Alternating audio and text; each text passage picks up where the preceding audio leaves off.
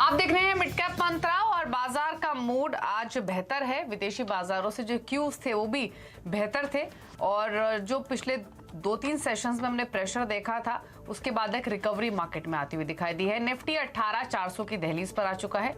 In fact उन्हीं levels के आसपास कर रहा है ट्रेड और जहां से ओपनिंग हुई मार्केट्स की वहां से स्लोली हम ऊपर की तरफ ही बढ़े हैं। निफ्टी बैंक भी 250 अंक ऊपर कारोबार कर रहा है। मिड कैप्स में भी हल्की बाइंग है। तो इस समय के पहले संकेत देख लेते हैं क्या हैं। हालांकि जो फेड के मिनट्स जारी हुए उससे काफी रिलीफ मिला तमाम ग्लोबल मार्केट्स को, क्योंकि एक इंडिकेशन जो दिया है कि आगे अग्रेसिव रेट हाइक्स नहीं होंगे, ऑल्दो हाइक्स होंगे। तो ये स्टेटमेंट पसंद आई तमाम विदेशी बाजारों को। अगर आप एशियन मार्केट्स का भी हाल देखेंगे तो फेड ने जो स्लो डाउन का सिग्नल दिया है, स्लोइंग सून का, उससे हमने तमाम एशियाई बाजारों में रौनक देखी है। निक्केई 1% ऊपर है, हांगकांग के बाजार 1% ऊपर ट्रेड कर रहे हैं, कॉस्पी 1% ऊपर, शंघाई लाल निशान में और स्ट्रेट टाइम्स लाल निशान में। हालांकि गिरावट नहीं है, ये फ्लैट ट्रेड कर रहे हैं। अब देखते हैं अमेरिका के फ्यूचर्स को। 60 अंक ऊपर डाउ फ्यूचर है और नेस्डेक का फ्यूचर भी 36 अंक ऊपर कर रहा है ट्रेड। तो हल्की बढ़त हम अमेरिका के फ्यूचर्स में भी इस वक्त देख रहे हैं। तो फिर अब तक बाजार में हुआ क्या है, बड़ी बातें आपके लिए लेकर आते हैं। तो सबसे पहली चीज, निफ्टी अब 18,400 के नजदीक आ चुका है। 100 अंक से ज्यादा की बढ़त के साथ फिलहाल यहाँ कारोबार होते हुए दिख रहा है। 127 अंक ऊपर है। निफ्टी बैंक 250 अंक ऊपर, नए रिकॉर्ड से ऊपर 43,000 के लेवल्स निफ्टी बैंक ने आज के सेशन में पार किए हैं। अब उन लेवल्स के थोड़ा नीचे आया है। अगर आप पॉकेट्स देखेंगे तो आज ऑयल एंड गैस में अच्छी तेजी है। आईटी स्टॉक्स मजबूती दिखा रहे हैं। फाइनेंशियल्स तो इंटरेस्ट बना हुआ है ही।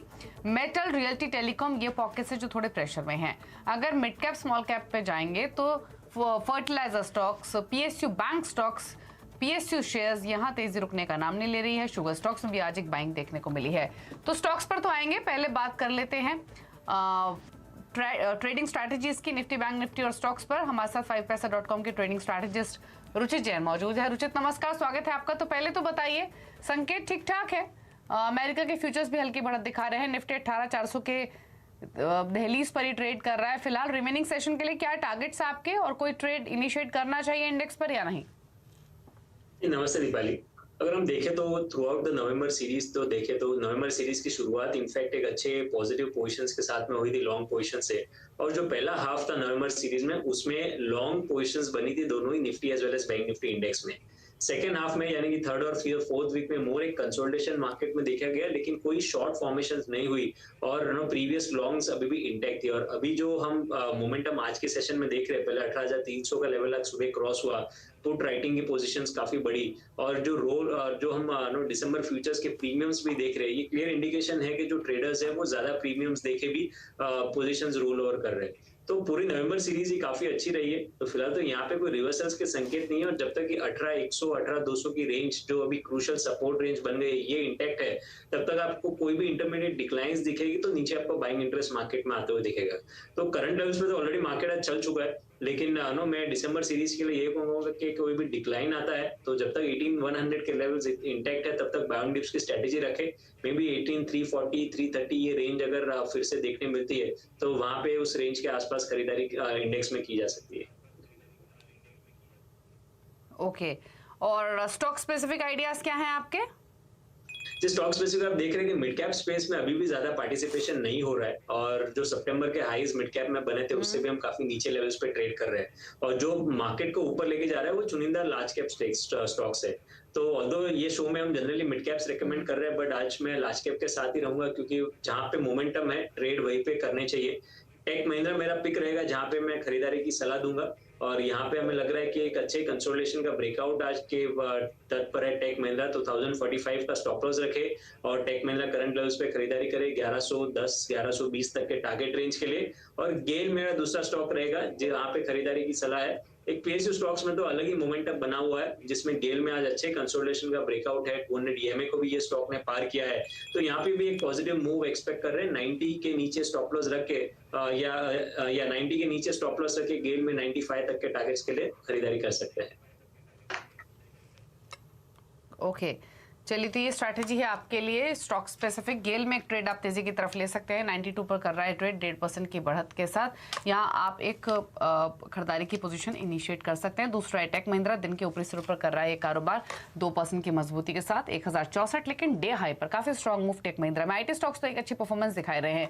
चलिए एक एक करके अब आपके सामने मिड कैप्स का हाल लेकर आते हैं। इंडेक्स हालांकि जहां ओपन हो वहां से थोड़ा हल्का ही हुआ है, तो इंडेक्स वाइज तो आपको दिखाई देगा कि शायद मिड कैप्स में उतना एक्शन नहीं है, बट पॉकेट्स हैं सेलेक्ट जहां पर तेजी है। एक तो पीएसयूज जो हैं वो फ्लेवर हैं इस समय का। आप पीएसयू बैंक्स देख लीजिए या फिर यूजुअल पीएसयू स्टॉक्स देखिए, SJVN, PFC, REC, IRFC. In fact PFC, REC, IRFC तो फाइनेंशियल सर्विसेज में पीएसयू पॉकेट में सभी में 7% तक का आप मूव। पीएसयू बैंक स्टॉक्स देखेंगे तो 3% ऊपर bank of India, union bank, JNK bank, UCO bank में भी 2 से 3% की मजबूती फिलहाल देखने को मिल रही है। अब लेकर आते हैं आपके सामने again insurance stocks, PSU category के ही हैं, जीआईसी और साथ ही न्यू इंडिया एश्योरेंस 3.5% तक का आप मूव। फर्टिलाइजर्स भी पीएसयू बास्केट, लेकिन यहाँ कल की तेजी एक्सटेंड होते हुए, और आरसीएफ 5% ऊपर, एनएफएल में 2% का मूव है, और साथ ही मद्रास फर्टिलाइजर्स भी 4.5% ऊपर कर रहा है ट्रेड। एनर्जी स्टॉक्स यहाँ पर एक अच्छी रौनक आई है, GSPL, MRPL, Chennai petro, IOC 7% तक के मूव्स के साथ कर रहे हैं ट्रेड। सीमेंट में भी हमने सेलेक्ट बाइंग देखी है, रामको सीमेंट, सांगी इंडस्ट्रीज, जेके लक्ष्मी सीमेंट तेजी दिखा रहे हैं। एग्रोकेमिकल स्पेस में काफी अच्छा मोमेंटम, सुमितोमो केमिकल 3.5% ऊपर 467 के लेवल्स पर। शारदा क्रॉप केम डे हाइस पर आ चुका है, 6% ऊपर है। पे इंडस्ट्रीज हल्की बढ़त दिखा रहे हैं, रैलीज इंडिया में भी 2% की मजबूती बनी हुई है। और लास्टली देख लेते हैं फटाफट से एक बार शुगर स्टॉक्स को। शुगर में भी बाइंग है, बलरामपुर चीनी, द्वारिके शुगर, उगर शुगर, अवध शुगर 4% तक की मजबूती के साथ कर रहे हैं ट्रेड। और एक क्विक लुक देखते हैं फार्मा शेयर्स पर। ऑयल केमिकल 6% ऊपर, इंडिगो रेमेडीज 6% ऊपर है, सोलर एक्टिव 4% ऊपर, और अपोलो हॉस्पिटल्स में 4% का मूव देखने को मिल रहा है। तो ये है वो स्टॉक जहां पर एक्शन है। एक्शन आपको एक स्टॉक में और दिखाई देगा, वो है टाटा कंज्यूमर का, जो कि खबरों में भी है बिस्लेरी को खरीदने की, और देश की सबसे बड़ी इनफैक्ट पानी की कंपनी है बिस्लेरी, ये बिक सकती है। इसको खरीदने की रेस में टाटा, रिलायंस, नेस्ले जैसे दिग्गज मैदान में है, और खबर ये है कि टाटा कंज्यूमर प्रोडक्ट्स इस रेस में सबसे आगे है। हर्षदा मेरी सहयोगी मौजूद हैं, पूरी डिटेल समझा रही हैं इस लाइकली डील की। बताइए हर्षदा। आज सबसे ज्यादा चर्चा इसी बात की हो रही है कि बिस्लेरी दरअसल टाटास की हो सकती है। जी हाँ, रिपोर्ट्स ये सजेस्ट कर रही हैं कि बिस्लरी को खरीदने के लिए टाटा कंज्यूमर प्रोडक्ट्स आगे निकल कर आया है, और ये बातचीत दरअसल अंतिम चरण या फिर एडवांस स्टेजेस में पहुंच गई है। ये सौदा अगर होता है तो करीब करीब 6,000 से 7,000 करोड़ के बीच आका जा सकता है। टाटा ग्रुप के टॉप मैनेजमेंट से दरअसल कंपनी के प्रोमोटर रमेश चौहान ने बातचीत की, जिसमें टाटा सन्स के चेयरमैन और साथ ही साथ टाटा कंज्यूमर के सीईओ शामिल रहे हैं। और इस समय टाटा ही नहीं, बिस्लरी ने हमें यह कहा है कि दूसरे प्लेयर्स से भी इंटरेस्ट आया है। इनमें रिलायंस रिटेल, नेस्ले और डैनॉन जैसे नाम सामने निकल कर आ रहे हैं, जो रिपोर्ट्स हमारे सामने आई हैं। लेकिन ये मार्केट बड़ा दिलचस्प है। अगर आप पैकेज ड्रिंकिंग वाटर का मार्केट देखें तो भारत में करीब करीब 20,000 करोड़ का ये मार्केट है, और इसमें 60% हिस्सा अनऑर्गेनाइज्ड प्लेयर्स के हाथ में है। लेकिन जो लीडर है वो है बिस्लरी, करीब 32% मार्केट शेयर के साथ, और बाकी 8% दूसरे प्लेयर्स में बटा हुआ है। फाइनेंशियली भी बिस्लरी एक प्रॉफिटेबल कंपनी है। 220 करोड़ तक का मुनाफा ये FY23 के अंत में दिखा सकते हैं। 2,500 करोड़ के रेवेन्यूज कमांड करती हुई ये कंपनी दिखाई दे रही है। यही नहीं, ये एक जानी मानी कंपनी है तगड़े डिस्ट्रीब्यूशन के साथ। 122 प्लांट्स जिसमें जुड़े हुए हैं 4,500 डिस्ट्रीब्यूटर्स। यही नहीं, कंपनी के हाथ में करीब 5,000 ट्रक्स हैं, और भारत ही नहीं, भारत के आसपास वाले देशों में भी अपना अच्छा खासा बिजनेस फैला चुके हैं। अब टाटा का अगर आप वाटर वाला बिजनेस देखें तो टाटा के हाथ है हिमालयन मिनरल वाटर ब्रांड। इसके साथ ही इन्होंने हाल ही में लॉन्च किया है टाटा कॉपर वाटर और टाटा ग्लूको। ये कुछ ब्रांड्स हैं जो टाटा ग्रुप के साथ जुड़े हुए हैं। लेकिन अगर ये सौदा हो जाता है तो टाटा समूह बिस्लरी के साथ मिलकर देश का सबसे बड़ा पैकेज ड्रिंकिंग वाटर प्लेयर बन जाएगा। इसीलिए इस डील को लेकर सबसे ज्यादा चर्चा आजकल है। और बिस्लेरी के चेयरमैन रमेश चौहान ने हमसे एक्सक्लूसिव बातचीत में माना है कि उनकी बातचीत टाटा से चल रही है। तो सर ये कंफर्म कर सकते हैं कि आप ये बिस्लरी को बेच रहे हैं टाटास को? नहीं। तो ये खबरों का आप क्या खंडन कर रहे हैं क्या कि कोई नोट डिस्कस कर रहे हैं, हाँ। बात कर रहे हैं। अच्छा, बात कर रहे हैं। तो किस लेवल तक बातचीत पहुंची है सर? और टाटा के अलावा किसी और से भी बात हो रही है, टाटा से ही बात हो रही है? ये और से भी बात होती है। आप देख रहे हैं मिड कैप मंत्रा और बाजार बढ़त के साथ ही ट्रेड करते हुए, और निफ्टी 18,400 के नजदीक फिलहाल आपको दिखाई देगा कारोबार करते हुए। लेकिन चलिए अब बात कर लेते हैं कुछ खबरों की। दरअसल दिग्गज कार कंपनी रेनो और केपीआईटी टेक में करार हुआ है। रेनो ने एसडीवी प्लेटफॉर्म के लिए केपीआईटी टेक को पार्टनर चुना है। एसडीवी प्लेटफॉर्म में रेनो नए जमाने की गाड़ियां बनाएगी। कितने में ये करार हुआ है, यही सब डिटेल्स बताने के लिए हमारे साथ केपीआईटी टेक के को फाउंडर सीईओ डॉक्टर मिस्टर किशोर पाटिल मौजूद हैं। किशोर जी नमस्कार, स्वागत है आपका। पहले तो ये जानना चाहेंगे, जो रेनो के साथ आपकी ये डील हुई है, इसकी और क्या डिटेल्स हैं, क्या स्कोप है केपीआईटी टेक के लिए इसमें? धन्यवाद। अब जैसे कि हम बार बार बोल रहे हैं कि ऑटोमोटिव कंपनीज एक ट्रांसफॉर्मेशन से जा रही है और उनका सॉफ्टवेयर खर्चा बढ़ रहा है, बजट्स बढ़ रहे हैं, R&D इंजीनियरिंग बजट्स बढ़ रहे हैं, और केपीआईटी का फोकस ये T25 क्लाइंट्स पे है, जो गिने चुने क्लाइंट्स है, जो हमें लगता है कि जिनका मार्केट लीडरशिप फ्यूचर में भी आज है और फ्यूचर में भी रहेगी। तो उन्हीं क्लाइंट्स पे हम फोकस कर रहे हैं। तो अभी रेनो ने उनका बिजनेस रीऑर्गेनाइज किया, उसमें से एक फोकस लाया है सॉफ्टवेयर डिफाइंड व्हीकल में, एंड वो एम्पियर नाम से ब्रांड से एक कंपनी आ रही है उनकी, जिसमें कुछ लोगों ने इन्वेस्ट भी किया है, नए लोगों ने इन्वेस्ट किया है, जैसे कि कॉलकॉम। तो उसमें जो केपीआईटी जो उन्होंने इसके लिए जो प्लेटफॉर्म और स्केल पार्टनर जो लगेंगे सॉफ्टवेयर के लिए, उसके लिए केपीआईटी नॉमिनेट हो गई है। सो ये जो एंगेजमेंट है, ये जो प्रोग्राम है प्रोडक्शन का, वो 2026 तक है। 26 का प्रोडक्शन प्रोग्राम है। सो आज से 2026 तक की ये एंगेजमेंट है। 600 से ज्यादा लोगों की रहेगी। सो और हमने जैसे कि बताया है कि ये 600 लोगों का जो रैंप अप है वो जनरली नेक्स्ट ईयर मिडल तक हो जाएगा, Q2 में हो जाएगा नेक्स्ट ईयर में। तो इस हिसाब से ये बहुत ही स्ट्रेटेजिक एंगेजमेंट है। और जैसे कि अभी हम बताते हैं, और हमारा जो फोकस है कि ऐसे जो क्लाइंट आते हैं, फिर हम नए सर्विसेज और लेके जाते हैं, और एक बार क्लाइंट आता है तो हमारे लिए लाइफ लॉन्ग क्लाइंट बन जाता है।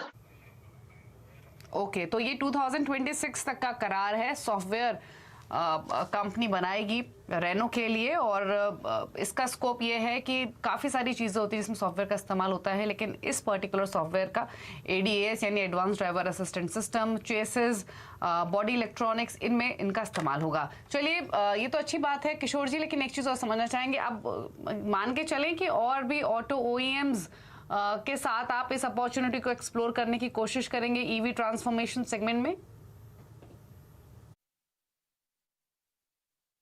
हाँ, आई मीन अभी तो 2-3 चीजें हैं कि केपीआईटी बहुत ही अहम स्थान पे है इसमें। स्केल के हिसाब से प्रोबेबली द लार्जेस्ट है हम दुनिया में, focus in new technology on automotive.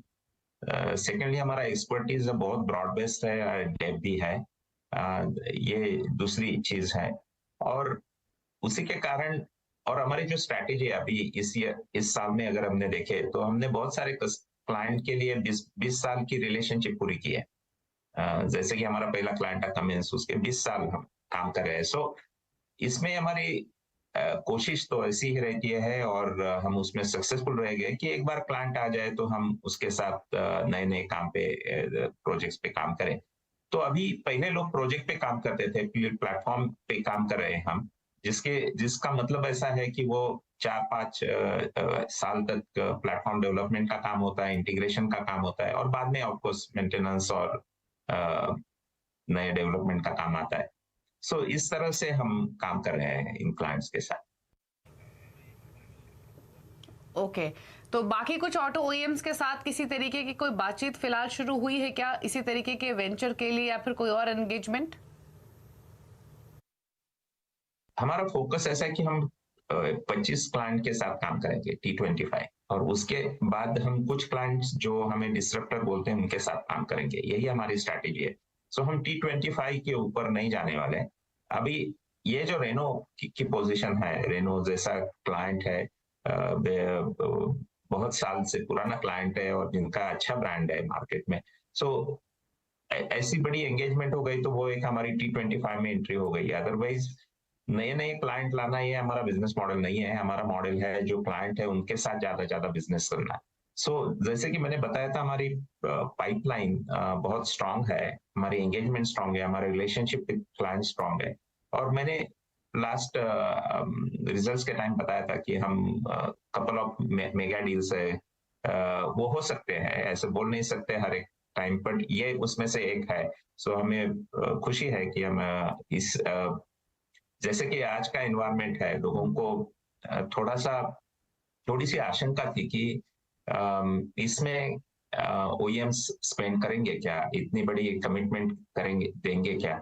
सो ये एक उसका जो हमारी स्ट्रैटेजी है उसका एक प्रूफ है कि ये सक्सेसफुल स्ट्रैटेजी है कि दो चीजें, एक तो OEM स्पेंड कर रहे हैं नए टेक्नोलॉजी में, उसका खर्चा वो कम नहीं कर रहे हैं, बाकी के खर्चे कम कर रहे हैं, लेकिन उस पे से जो स्पेंड है R&D और इंजीनियरिंग वो नहीं कर रहे हैं। और दूसरे की KPIT की बहुत ही अहम पोजीशन है, इसके लिए हम ऐसे डील्स विन कर रहे हैं।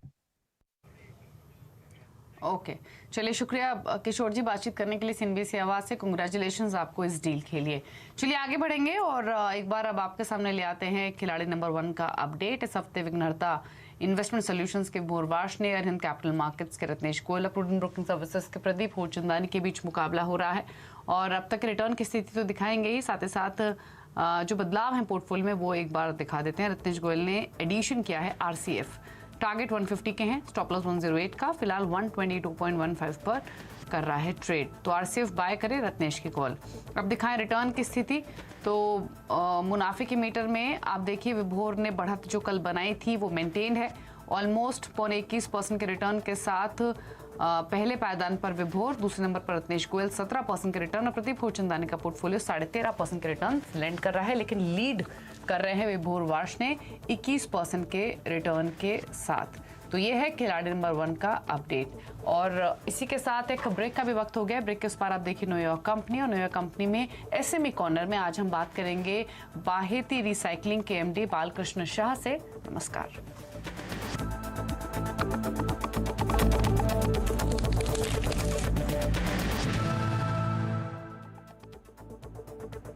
Mongia Steel